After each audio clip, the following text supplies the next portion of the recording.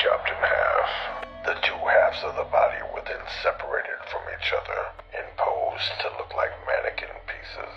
Police launched a manhunt throughout LA and the surrounding areas, but came up with no suspects. To this day, over 500 people have confessed, with not one conviction. My name is Dirt Diggler, and welcome to the darkest depths. Viewer discretion advised. Today we're going to examine serial killer Robert Bordella, also known as the Butcher of Kansas City, and the Collector. On a spring night in 1988, the peace would be shattered when a man wearing nothing but a dog collar jumped out of Robert Bordella's second-story window. He had been held captive for over 8 months. Police entered and found a gruesome scene. Upon opening a second-story closet, they would find a human skull and human vertebrae, marked from being cut with a bone saw. In the backyard, they would find another partially decomposed human head. And in the basement, they would find large barrels filled with the belongings of his 8 victims, covered in blood, along with Polaroids and detailed notes of all his murders. Bordella was convicted, dying in prison of a heart attack in 1982. My name is Dirt Diggler. Welcome to the darkest depths.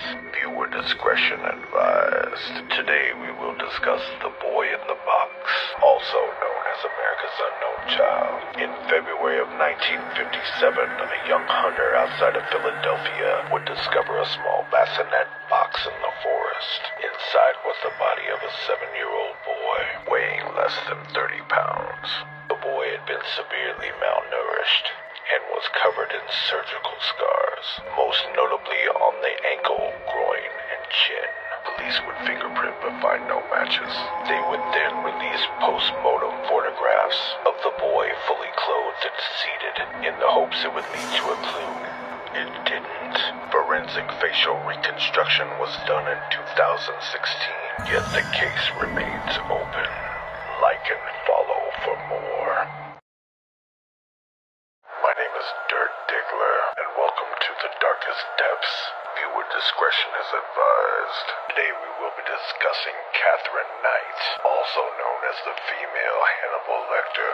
On February 9, 2000, police in Aberdeen, Australia were summoned to the home of Kathy Knight and live-in boyfriend John Price. When they entered, they discovered Kathy on the floor from an apparent suicide attempt, while John was in pieces scattered throughout the house.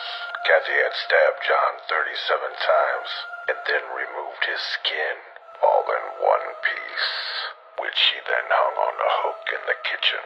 A pot on the stove would reveal John's head boiling in fresh vegetables, and in the dining room, 6 plates have been neatly set, with John as the main course, and cards for his children on top. She rots in prison still. Like and follow for more. My name is Dirt Diggler, and welcome to the darkest depths. Viewer discretion advised. Today we'll be talking about the horrific murder of Kelly Ann Bates.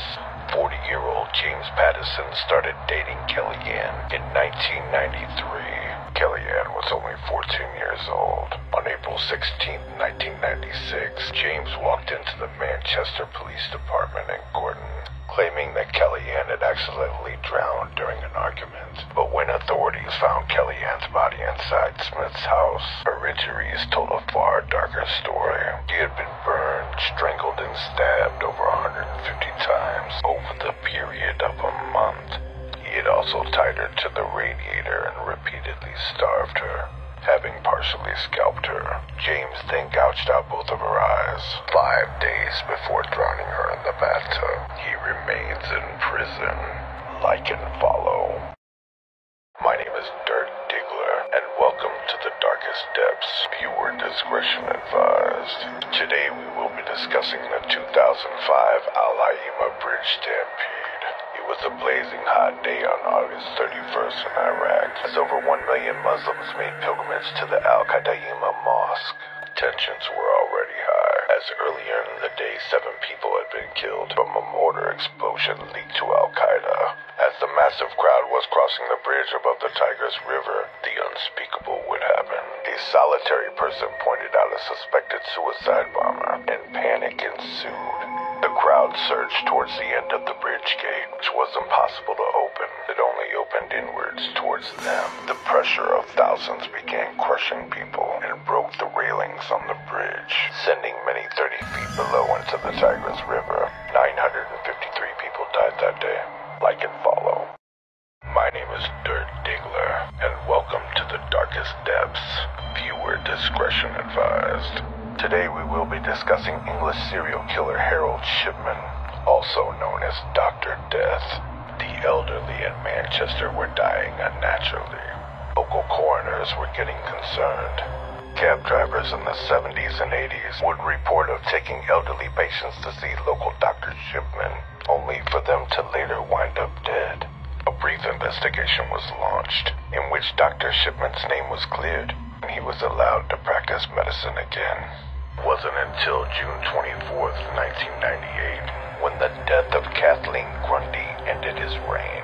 Kathleen was a wealthy widow and the former mayor of Manchester, found dead in her home 3 hours after her appointment with Dr. Shipman. An autopsy would uncover a lethal amount of heroin in her system, and her will had been mysteriously signed over to the doctor. Police would then begin the Shipman Inquiry, which was a 2-year-long investigation of all deaths certified by the doctor. The inquiry identified over 215 victims and estimated over 250, all murdered by the good doctor, 80% of the victims being elderly women. The good doctor was then finally convicted, hanging himself in prison in 2004. Like and follow for more. My name is Dirt Diggler, and welcome to the darkest depths. Viewer discretion advised. Today we will be discussing child murderer Joshua Phillips, also known as the waterbed murderer.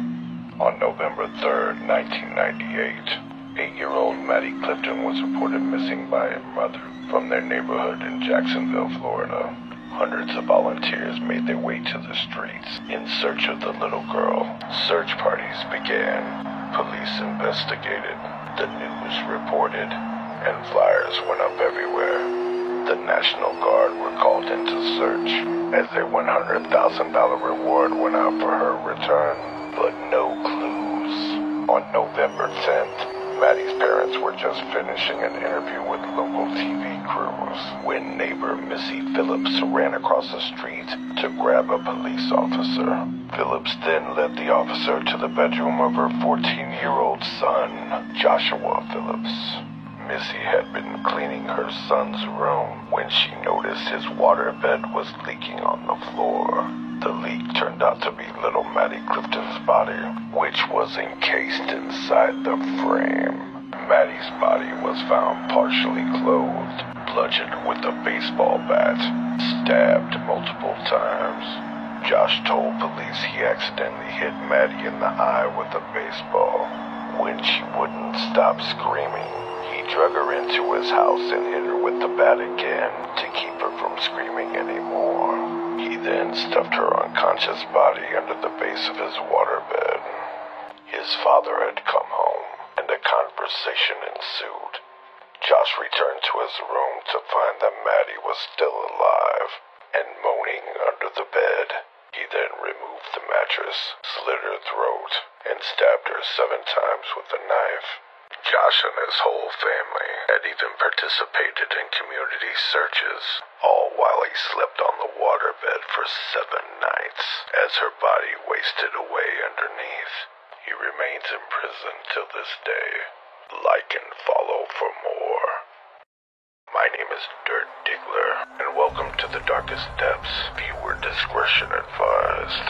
Today we're going to discuss loving mother Diane Downs, also known as the stay-at-home murderer. On the night of May 19th, 1983, Diane entered an emergency room bay in Springfield, Oregon. Her 3 children, Christy, age 8, Cheryl, age 7, and Danny, age 3, were in the back seat, covered in blood.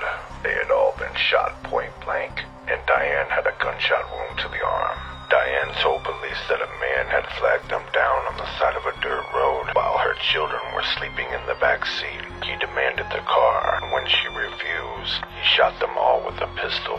Emergency room personnel and police noticed a strange lack of empathy from Diane about the tragedy that befell her and her kids. Police launched an investigation, searching her home, only to find something peculiar.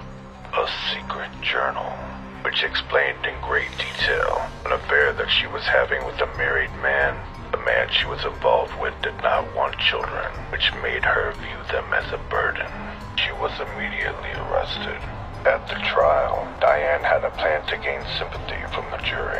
She had seduced a man along her postal route and was pregnant. Alas, after all the evidence was introduced against Diane, a star witness was placed on the stand, her own daughter, Christy. Christy had undergone months of physical therapy and had a different story to tell. There was no man along the dirt road. Mommy had a new boyfriend and simply wanted her kids out of the way. So she shot herself in the arm and shot her kids in the head, instantly killing little Cheryl and paralyzing the other two. Diane rots in prison till this day. Like and follow for more. My name is Dirt Diggler, and welcome to the Darkest Depths. Viewer discretion advised. Today we're going to talk about the violent murder of Leah Ulbrich. On October 29th, 1995, Bob Baskin received a late-night phone call from Hartford, Connecticut police, notifying him that his daughter, Leah Ulbrich, had been found dead in a very gruesome manner. Leah was a caring and single mother who was very smart, but got caught up in drugs and the life that comes with it. She had had several bouts of rehab and a few downward spirals. Just prior to her death, Leah was proud of her accomplishment of being a year sober. Leah's brutal death began before 5 a.m. on the 29th, when witnesses saw Leah in an altercation with a person in a four-door Nissan Altima near the UPS on Locust Avenue. She had either tried to escape or was pushed out of the car as it sped off, but her right arm was still trapped in the seatbelt. A delivery driver spotted the incident and attempted to follow the car, but it sped off at more than 60 miles an hour. A woman standing on the corner witnessed his vehicle speeding by a moment later and turning south, with Leah still being dragged and screaming on the side of the car. Leah Ulbrich would be dragged to death by the speeding car for more than 4 miles. Police were able to follow the trail of blood on the street for 4 miles. When they discovered her mangled body on the curb, she could only be identified by her tattoos. The case remains one of Hartford's most violent and gruesome unsolved murders, and the bloodied route where her body was dragged still considered the largest crime scene ever in Connecticut. Like and follow for more. Thank you for watching Darkest Depths. Follow on YouTube, Instagram, and TikTok for the absolute worst that humanity has to offer in true crime and horror. Merchandise available through teespring.com. Episode requests made through darkestdepthstruecrime@gmail.com. No one is safe.